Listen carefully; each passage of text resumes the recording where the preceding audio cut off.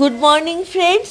বড়দির বাড়িতে বেড়াতে এসে দেখি গাছ ভর্তি মোসাম্বি লেবু হয়েছে, প্রচুর মোসাম্বি লেবু হয়েছে, ছোট বড় বিভিন্ন সাইজের, কাঁচা পাকা বিভিন্ন সাইজের লেবু।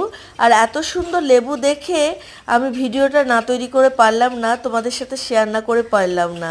আসলে আমি এই লেবু গাছ এই প্রথম দেখলাম, মোসাম্বি লেবু গাছ আগে কখনো দেখিনি।